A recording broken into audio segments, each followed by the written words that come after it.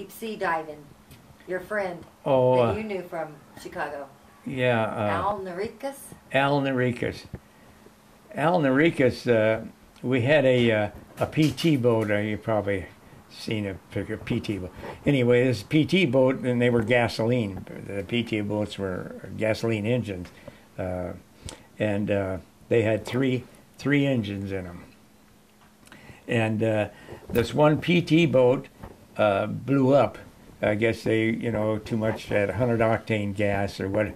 Anyway, so one of those PT boats blew up and it took a piece of the dock away. And so one day I'm walking to go to the cafeteria to get something to eat because we all ate out of the one area.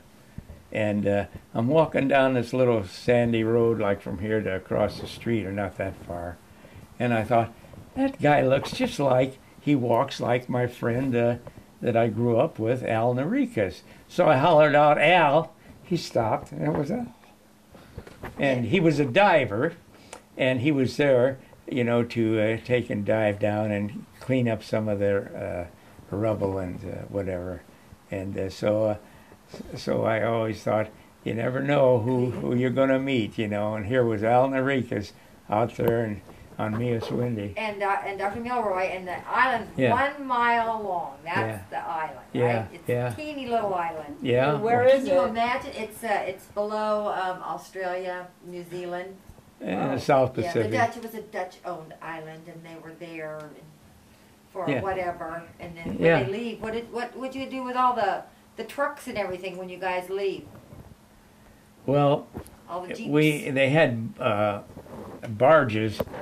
What they were, metal floats. They were about this square, and they were all tied together with chain. And they ran all the Australians or New Zealanders, whoever, after the war was over, had a chance to buy that equipment from the United States. And so what they didn't buy, they didn't want it all, because I guess there was too much. And so whatever they didn't want the rest, we took and they put them on these barges that were made of pontoons, rolled them on there, went out into the lagoon and pushed them off and just deep sixed them. Isn't that amazing? Just to get rid of them. Rather than give those people or sell them for $1 or something, they took and got rid of them. Well, we did that for, I don't know, a week or more, getting rid of them. I just couldn't believe that. There were just a lot of them. And, yeah, but anyway, I seen Al Narikas going, I seen this fellow going down the street, and I hollered, Al, and he turned around, and it was him, Al. And he was a hard hat diver. Well, the odd thing about him is that when I got back to North Chicago to visit, Helen and I to visit, Helen says, you come at the right time. You can go to Al's funeral. And I says, well, Al Narikas? And she says, yep. She said I forget how he died. Drinking one night and he wouldn't wait for the... Oh, yeah. He was drinking and he wasn't going to wait for the motor launch to take him out to the ship. And so he was a good swimmer, so he dived in and was going to swim, but he swam until he drowned. He didn't make it. He didn't make it, and he drowned. And here he was, a diver, and did it for a living, and did it for what his rate was, and he drowned. Well, anyway, my mother said, you can go to Al's funeral. They're going to bury him today. Oh, shock. Yeah. So you never know what's going to happen. No, you don't. You're in the war, and then... Yeah. So, did you tell them about the... Excuse me, I'm going to do the microphone. Are we doing okay on the microphone? It's a little, it rubs against the beads, it's a little scratchy. Oh, I take the beads off, huh? Let's leave them on. I just need to fix it at this point. Cool. You're doing, this has really turned out really well. This is very good.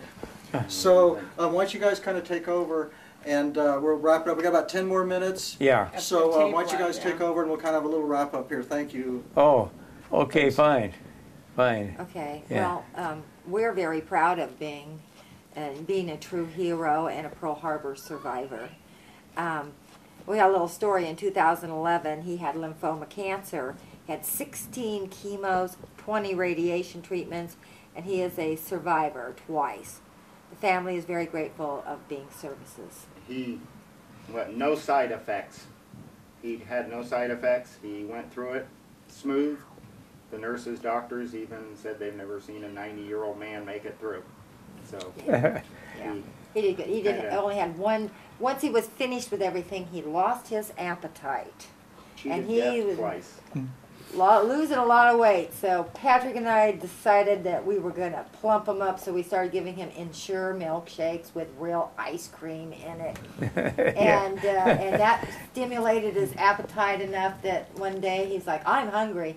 Because he lost 45 pounds. And we couldn't figure out what to do, but we nursed him back to health, and he's looks fantastic. He looks good. 91 years young. Yeah. He's an extremely happy person, very happy. Oh, we're happy that he's our dad. 81? Oh, you wish. 90. Yeah, lost 10 years. Maybe I'm counting wrong. It was 71 last week. Yeah. Can we see some of the pictures? Oh, yeah. A little and tell us who they are. And I'm going to turn this around so you guys can see if they're in the frame. Thank you. Can you see that? Okay, well, let's see. You got this one here. Show that one to the camera. Well, this one here is when I went through boot camp, and my graduation and boot camp. When I from Illinois, I went through boot camp in Great Lakes, Illinois, and that was a picture from there. And then this. Well, which one you want to go to next? Well, you show what your attire was on Mia's Windy. Oh, on Mia's Windy, which of course it was right on the equator, and so this is what we wore. Our uniform of the day were just cut-off pants, shoes, and socks, and because if you didn't wear socks, you get sand in the shoes, and it was very. And this was sitting on a Jeep, but that was a couple of. That's what I used to look like when I was lost some weight. Yeah, he was a skinny little guy. You guy in the middle, which one are you? He's the one in the middle. In the middle. Yeah. Yeah, that was in the middle. Tell her the story when you when you had your blues all made up, and then you got sent to Hawaii and you couldn't wear them. Yeah, I ordered when I was in Hawaii. I ordered a set of whites, or they were whites. I ordered a set of whites. We had a dress uniform in whites, and I ordered those, and from it was a Navy.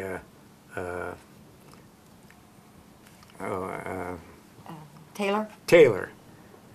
Gus Corrosion was his, Gus Corrosion, and so I ordered them, and they were made down in San Diego, and so when I ordered them in I went to San Diego first, and I tried on the whites, and they didn't fit, and I had gained weight. Gained weight, huh? Gained weight, and so the whites didn't fit, but this was my grandmother Ida Wergler and Jake Wergler, and that was myself, and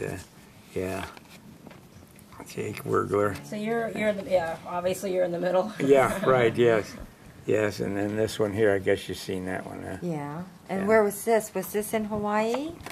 I don't know where this was at. It was someplace where where there was a canoe, and he was on his canoe. Oh, you had a canoe. sitting there, and I'm just taking a picture of. Here's an envelope from the ship he was on. I think that's kind of beautiful. neat. Isn't that nice? And then we can see the picture of you and your wife. Oh, a picture. Oh, here's one of Helen and Bing. Isn't that nice? She was a doll. She sure was. See why she was a beauty. Yeah, you would have loved Helen. She was really great. Yeah, she was a lot of fun. Yeah, she was. Yeah, she was a lot How of fun. about the big toe? Which one? Oh, they've here? Well, Everybody get in and hug, yeah. Oh, okay. Thank you. Oh, wait, Yeah. yeah. Okay. Yeah, that's Yeah, Helen. let's 1 minute wrap up just for the family. Okay. Helen and myself, and we're and then my cousin and her husband Dan McGrew, and Madeline. Her name was Yankee.